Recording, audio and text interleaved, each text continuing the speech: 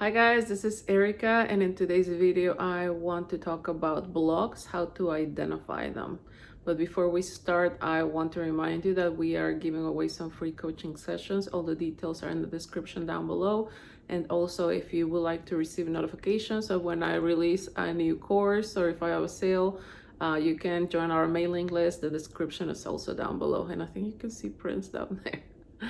But okay, let's get to the video. So first, what is a block? A block is simply it is a thought, an assumption. It's an assumption that is going against your desire. For example, let's say that I want my specific person to ask me to be his girlfriend, to commit to me. But my block is that I think he's not that type of person that gets into relationships. I think he just wants to be, like my friends with benefits. Or maybe I also think that relationships never work out for me, that relationships don't last, that it's really hard to get into a relationship, that no one wants a relationship nowadays, blah, blah, blah. So all of that is a block, right? It is an assumption that is opposing my desired reality of being in a committed relationship with the person that I want. So, how to identify the blocks that I have that are stopping my manifestation from coming. What I like to do, and I'm gonna talk from a personal, from my personal experience, is, let's say again that I wanted to be in this relationship with my partner and I was not feeling claimed. We were together, but I wasn't feeling like he was like, you are my girlfriend, we are exclusive, and like I'm not seeing anybody else. I was not feeling that way. I was always feeling worried about what he was doing, and I was always checking his social media to see who he was following, what pictures he was liking, the comments that he was getting from other females. And it was a roller coaster, like going online and checking and like feeling anxious and upset and sad and jealous. And I think the next day sometimes I will talk about it and we will argue, and it was like very, very negative. So I was living in this assumption of like, why is he not claiming me? Like, what is wrong? And I was feeling this small. So once I understood how law of assumption works, I was like, oh, well, I see that it is me who is thinking the worst of this person. I'm thinking that he doesn't want a committed relationship. I'm thinking that he's doing things behind my back. I'm not feeling respected. My time with him is not being respected. He's just having fun with me. So I understood that it was just a reflection of what I was thinking. So I kind of analyzed, okay, what am I thinking of him? Again, I'm thinking that he's not the committed type of guy. I'm thinking that he's lying to me. I'm thinking that he's doing things behind my back. I'm wondering what's wrong with me. Like, am I not pretty enough? Am I not good enough for him? Etc., etc. So I had to analyze that 3D, right? What's happening? How am I feeling? And based on that, I understood what my blocks were. But then besides that, I also went back to prior relationships, and I noticed that it was a pattern, that I was continuously in a relationship where I was not feeling important, because with him I was not feeling important either, because he was always working, and like it was either work or his hobbies or whatever, but I was not feeling like I was important to him. I was not feeling a priority in his life.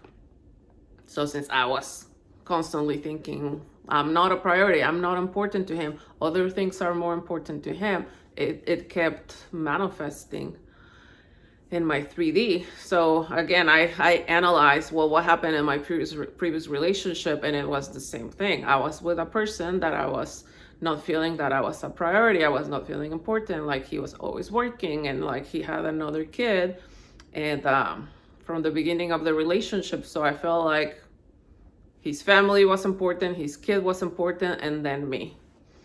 And he also worked a lot, and then he also had not a drinking problem, but it was a drinking habit. So in the end, it will make me feel like I was not important, because let's say that we will spend time together and it was good, but like he would drink so much that when it was time for us to actually be together one-on-one, it was like he was already too tired, and like he would just pass out.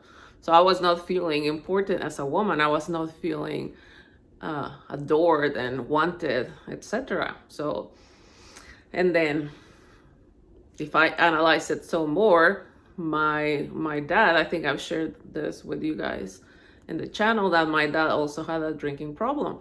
So I noticed that I was picking, a partner that had the same issue as my dad. And if I go way back to my childhood, I will feel like I was not that important. Like alcohol was before me, was important to my dad than I was. Because I remember I will ask my dad, please don't drink, please don't drink. And like, I know he loved me and adored me, but he had like, it was just an addiction, right? And he will end up drinking his beer, and I knew that my dad was there, but he was not really there, and I was not feeling important. I also remember asking, look, I didn't ask him, like he brought up, like he will talk about it often, like he will say like, I'm going to die young. So in that moment, that little girl felt like, what? Like, you want to leave and like, you don't want to be with me? That's what I felt, right? But I know like I believe that he was saying this because he already felt that he was not going to live too long. He passed away when he was 44. So he was way younger than me. So, but again, and just in that moment, I felt like, am I not important enough? Am I not important enough for you to stick around? So it was those comments and the alcohol. Besides that, he was also always working. He was not at home much because he had to provide for his family. And I remember my mom saying like, your dad is never around. I'm the one that has to take you guys to go do things to the park or the zoo or whatever. And also with my mother, I felt like I was not important enough because my dad, I was his little girl, I was his little princess. And when my brother came in, he loved my brother, but my mom felt like she had to protect my brother, like make him feel loved, because she felt like my dad was not treating him with the same love maybe than he was treating me. And I think maybe in that culture, right, like a guy, like the man, right, if you're a boy, you're the man, like you're supposed to be a macho. So I think they treat boys differently. Like he would treat me like his princess, but with my brothers, like, you're a man, right? So I think my mom felt like she had to protect him. So again, my dad was always out working or not there, and I was left with my mom, which I felt like I was not important enough to her. Anyways, I don't want to bore you with my story, but it's just to show you to go back as far as you can to analyze what was the relationship with your parents. Also, how was your parents' relationship? Like my parents were like always, I remember them arguing, and my mom didn't feel important because my dad, again, he was always working or he had the drinking problem. So you can go back as far as childhood to see what it is that you grew up experiencing. What were you feeling when you were a young kid, right? Because I noticed that since I felt from very young that I was not that important to my mother or to my father, then as an adult it showed up in my relationships. I wasn't not feeling prioritized because I was picking partners that they either were workaholics or they had an addiction to alcohol or whatever. But in the end, it was reflecting what I was feeling, thinking about me. I'm not important enough. And especially the most important is the person that I love, For example, my mom or my dad, the person that I love doesn't prioritize me. They choose something else or someone else before me. So see, that was the program that I had in me that was manifesting with my relationships. So once we understand how this world works, which is it's based on assumptions, you realize that, oh, okay, well, I experienced this bad relationships because what my program was, my subconscious programs, what I grew up seeing and thinking. But now I know that I can change that, the way that my relationships go, because I'm not just gonna let it happen.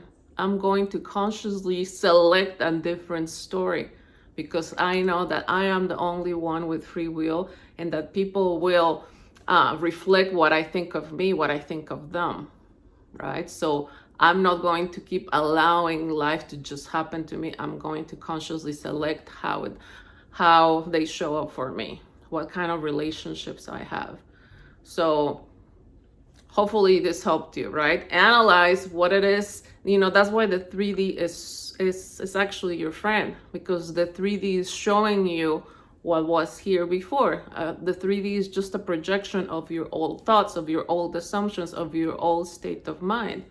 So that's why it's your friend. It's a projection, right? So analyze the projection and change the projection, right? Meaning from here, you change what you're seeing projected out, but you change it here, knowing that the next projection is gonna be based on my new selections, right? My new thoughts, my new assumptions, my new self-concept, self-identity, right? I'm going to leave that old version of me behind. It's like, tell yourself, I am not my past. My past does not identify me. I'm actually using my past to see what I have to change within me.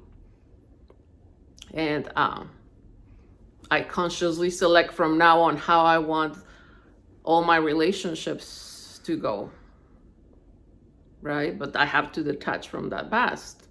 No more. I'm not a woman that is, that it doesn't feel chosen, that doesn't feel like it's a priority. I changed the script. So my new identity is, I am a woman that is loved unconditionally. I am a woman that is always prioritized by the person that she loves. The person that she loves chooses me above anything or anybody else. But I also tell myself, I'm not my past, but I'm also not my parents' experiences or their fears, because I noticed that I was also experiencing the same type of relationship that my mother had. And I also grew up with my auntie, with her sister. She lived with us, and like, she felt like my mom, and she didn't have the greatest of relationships.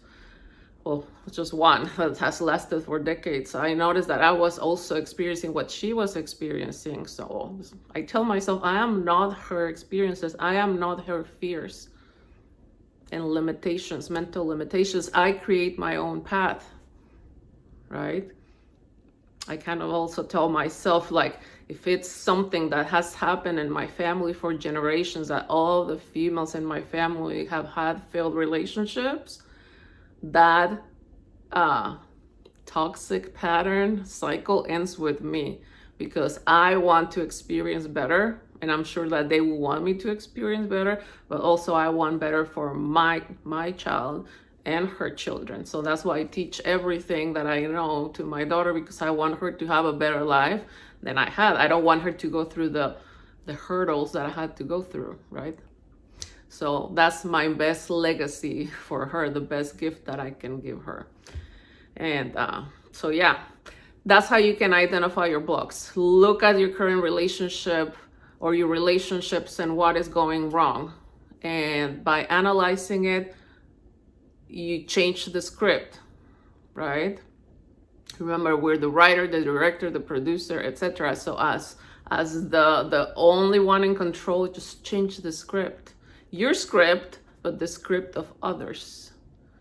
So Again, analyze what is happening in your current situation and your specific situation, and just decide that you don't want to be that person anymore in relationship. And yeah, in relation to relationships, right? What's happening in my love relationship? What is happening continuously? What's the pattern? Do I always end up being abandoned? Or do I always end up, being cheated on? Or like, do my partners always end up,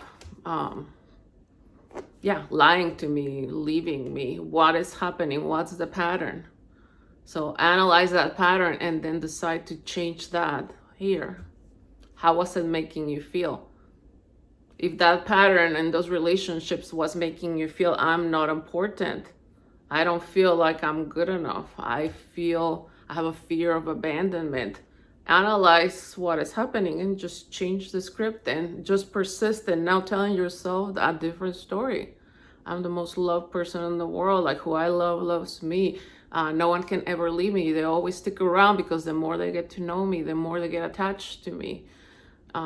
What's your relationship with money? If you grew up thinking that money is really hard to get and you're always supposed to like struggle, tell yourself, I'm not my past. No, I decide that from now on, I am a person that is always abundant in money, that money is always a constant in my life, that I always have plenty, and that I'm building generational wealth, right?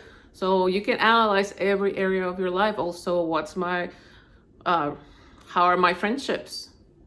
I used to think that there's not good friends, like you can never trust people, but it was not something that was benefiting me, right? So I knew that I had to change what I was telling myself. So now I tell myself, everyone loves me. I have amazing relationships. I have great friendships, etc., etc., etc., right? So change your life by changing what you're thinking about every aspect of it, right? And yeah, just choose better for yourself. You deserve to be happy. We deserve to be happy. We came here to enjoy life, to experience amazing things. We didn't come here to suffer, right? That's why we have that free will to consciously select what we want to experience. Because that 3D, you can mold it. It's not just how it is, and you're supposed to live and deal with it, and just, right, how it's supposed to be for you your whole life. No, that's not true. You can change it with your thoughts. Okay guys, I hope that I didn't ramble too much. I hope that this video helped you, that you can identify that it was clear to you on how you can change, how you can identify blocks and change the script. And yeah, remember that you are the operant power. No one else has control of what happens in your life. And just persist in knowing that no one else has free will in my reality. They have to reflect to me my new identity. That's why I better myself mentally, right? Anyways, if you need help with your specific situation, I would love to help you. All the details are in the description down below. I still have a sale right now. I have a couple of courses: how to manifest any specific person, how to revise the breakup and manifest your ex back, and also I have a couple of tracks: how to manifest commitment and how to manifest your specific person back. Okay, I love you guys. Bye.